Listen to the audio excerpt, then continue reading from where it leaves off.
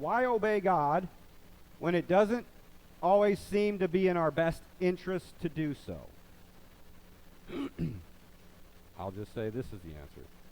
Because it's always in our best interest to do so.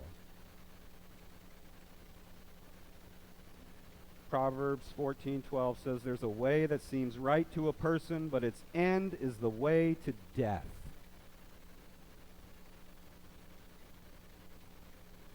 That could be a slow death or a quick one. There's a decision to make about God. There always is. And there's only one 100% way to stay the course, to keep obedience, and to not succumb to the temptations that hit us in wave after wave after wave after wave after wave after we've overcome it, and then it's back, and then we overcome it, and then it's back, and we do all this in the power of God, but it keeps coming, and it tires us out. There's only one answer, one silver bullet, and that is to trust in God.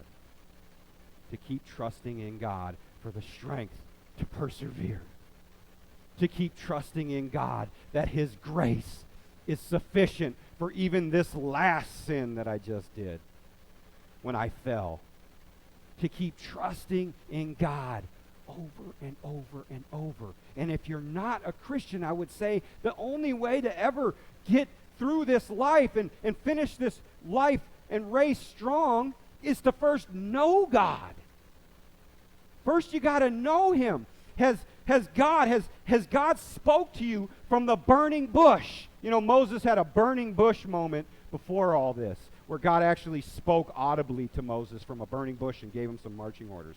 And so I want to say this. Has God spoke to you from the burning bush? Not audibly from a tree, but as He spoke to your heart through the work He did by sending His Son Jesus to die for your sins. Because if He hasn't, if you haven't been touched by that in your heart, you won't have the power to do this life thing the way God has asked us to do it. The love of God is where we get the power.